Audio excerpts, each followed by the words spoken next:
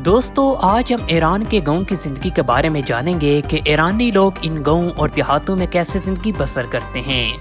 आज भी ईरान की एक बहुत बड़ी आबादी इन गांव और देहातों में क्यों आबाद है, यहाँ के लोगों का कल्चर, रहन सहन और खेती बाड़ी के तरीकों पर भी एक नजर डालेंगे और इसके साथ ईरानी लोग शादियाँ कैसे करते हैं। इस तरह की तमाम इंफॉर्मेशन ईरान के देहाती इलाकों के बारे में आज आप जानेंगे।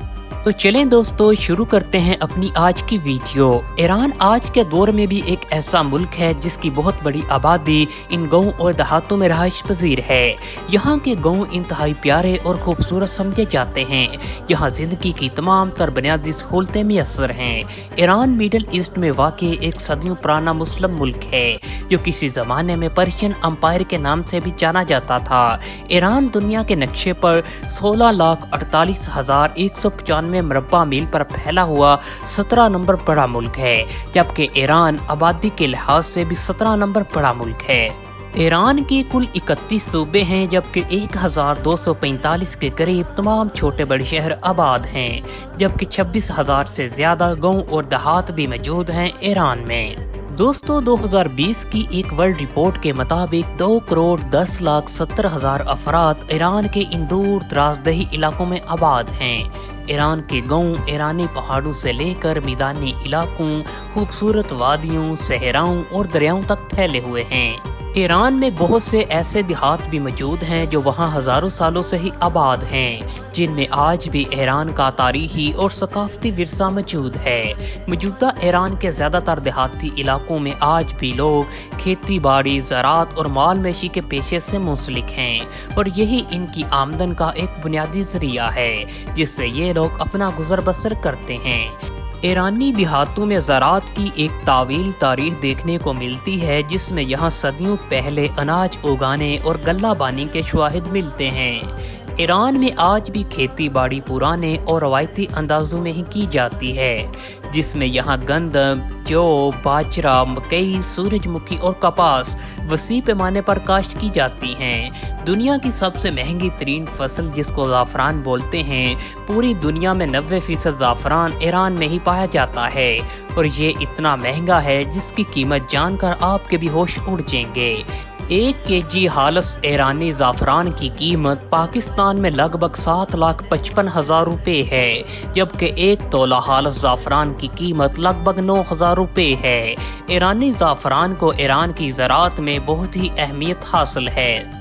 ईरान के इन दूर दराज दही इलाकों में ज़्यादातर ईरानी कबाइल के लोग ही आबाद हैं, जबकि इसके साथ एक बड़ी तादाद में ताजिक, तुर्कमन, उज़्बेक, कुर्द, जबकि बलोच कबाइल के लोग भी आबाद हैं। इन दूर दराज दही इलाकों में तमाम लोग मिलजुल कर आपस में रहते हैं, जिनमें कबाइली सिस्टम मौजूद है। आज भी यहाँ पुराने और रवायती अंदाजों में ही जिंदगी गुजारी जाती है, जिसमें गाँव के तमाम लोग अपने रवायती त्योहारों, शादियों, फसलों की कटाई में मिलजुल कर एक दूसरे का हाथ बटाते हैं। ईरानी देहात अपने लजीज और रवायती खानों की वजह से भी बहुत ज़्यादा मशहूर हैं, जिसमें यहाँ ज़्यादातर चावलों के साथ गोश्त का इस्तेमाल किया जाता है और गोश्त इन लोगों की पसंदीदा खुराक है। ईरानी लोगों के पास क्योंकि रकबे की कोई कमी नहीं, इसलिए ये लोग फसलों के साथ साथ बागबानी के पेशे से भी मुंसलिक हैं, जिसमें यहाँ का ईरानी अनार और ईरानी जैतून पूरी दुनिया में ही मशहूर है, जबकि इसके साथ आला किस्म का ईरानी अंगूर, खुबानी, सेब, चेरी और माल्टो के बागात वो भी बहुत मशहूर हैं।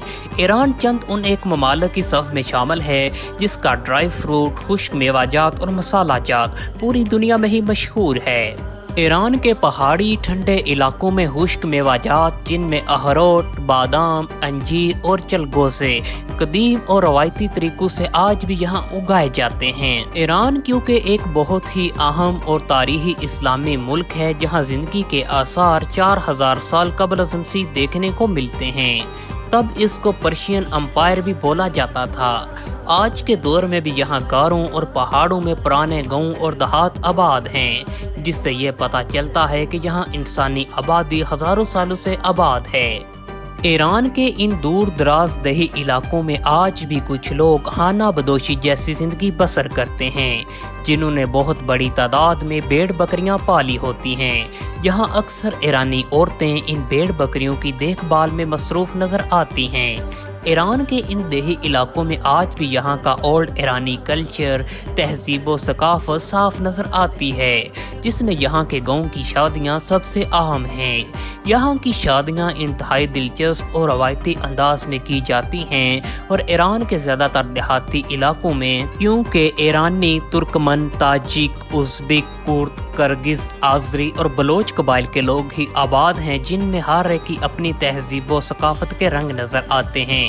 یہ تمام لوگ آپسی قبائل میں ہی شادیاں کرتے ہیں، جس میں شادیوں کے فنکشن 4 سے 5 روز لمبے چلتے ہیں۔ عموماً ان دیہاتی علاقوں میں شادیاں یہاں گاؤں میں ہی کی جاتی ہیں، جس میں تمام گاؤں کے لوگ شریک ہوتے ہیں۔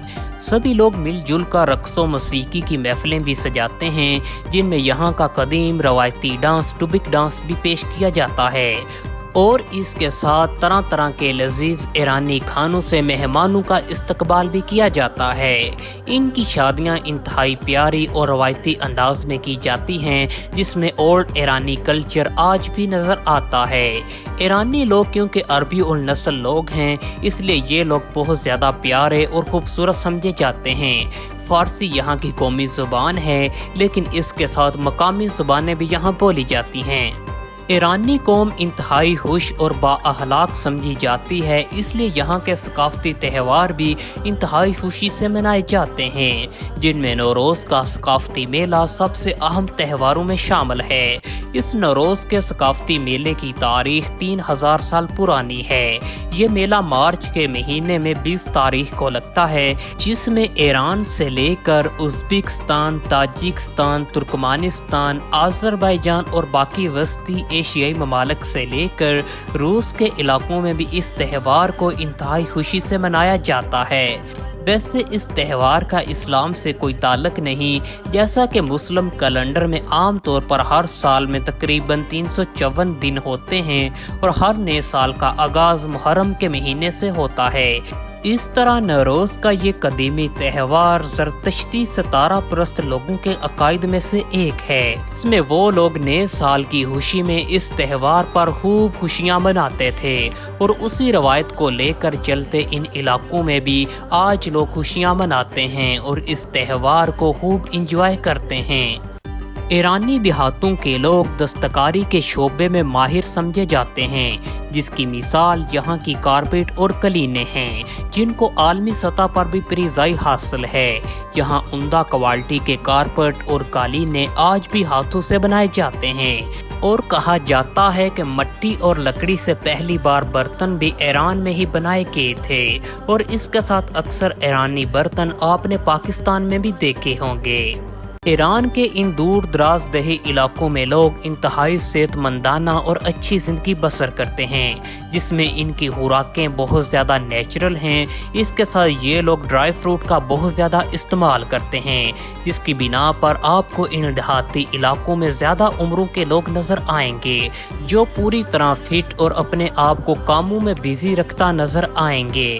ایرانی لوگ صبح ناشتے میں چائے کی بجائے قہوہ استعمال کرتے ہیں، جو کہ مسالہ جات سے تیار ہوتا ہے۔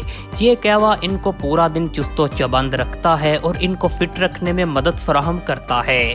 تمام دیہاتی لوگ اپنے کاموں سے فری ہو کر راتوں کو آپس میں محفلیں بھی لگاتے ہیں، جس میں اولڈ ایرانی کلچر کی ایک جھلک نظر آتی ہے۔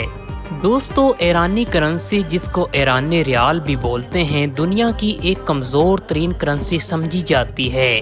ایک ایرانی ریال پاکستانی 0.006 روپے کے برابر ہے، لیکن اس کے باوجود ایران کافی خوشحال اور امیر ملک ہے، جہاں مہنگائی نہ ہونے کے برابر ہے۔ ایران جدھر ایک طرف کھیتی باڑی، مال مویشی، زراعت، خشک میوہ جات، مسالہ جات اور زعفران سے خوب پیسے کماتا ہے، ادھر ایران کی زمین قدرتی وسائل سے بھی مالا مال ہے، جیسا کہ قدرتی گیس اور تیل کے بہت بڑے ذخائر ایران میں موجود ہیں۔ موجودہ دور میں کیونکہ ایران عالمی پابندیوں کا شکار ہے، جس کی وجہ سے یہ اپنا تیل اور گیس آزادانہ طور پر عالمی منڈیوں میں فروخت نہیں کر سکتا، اس لیے یہاں تیل اور گیس انتہائی سستا ہے، اور یہی ایک بنیادی وجہ ہے یہاں مہنگائی نہ ہونے کی، کیونکہ یہاں بجلی، پانی اور گیس کے بل نہ ہونے کے برابر آتے ہیں۔ تیل کے سستے ہونے کی وجہ سے بجلی سے لے کر ٹرانسپورٹ کے کرائے بھی انتہائی کم ہے، اور یہی تمام چیزیں مل کر مہنگائی کو بہت کم کرتی ہیں۔ اس لیے موجودہ دور میں ایران میں مہنگائی کی شرح بہت کم ہے، اور یہاں کی عوام ایک خوشحال زندگی بسر کرتی ہے، جو کہ اپنے حکمرانوں سے بھی انتہائی خوش ہے۔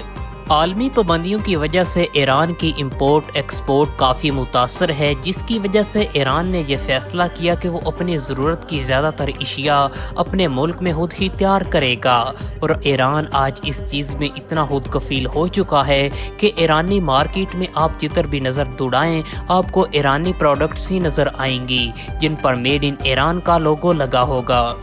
آج کے دور میں ایران ان دور دراز علاقوں کو بڑے شہروں سے جوڑنے کے لیے ان میں رابطہ سڑکیں اور ٹرانسپورٹ کا نیٹ ورک بھی قائم کر رہے ہیں، تاکہ ان کی زرعی اجناس کو عالمی منڈیوں تک پہنچانے میں رسائی حاصل ہو سکے۔ ایران کے ان دور دراز دیہی علاقوں میں جدھر ایران کا آج بھی پرانا کلچر زندہ ہے، ایران کی گورنمنٹ نے ان تمام دیہی علاقوں کو صحت اور تعلیم کی بنیادی سہولتیں بھی مہیا کر رکھی ہیں۔ ایران کے یہ تمام گاؤں انتہائی پیارے، دلکش اور خوبصورت سمجھے جاتے ہیں، جو خوبصورت پہاڑوں اور وادیوں کے درمیان میں بسے ہیں۔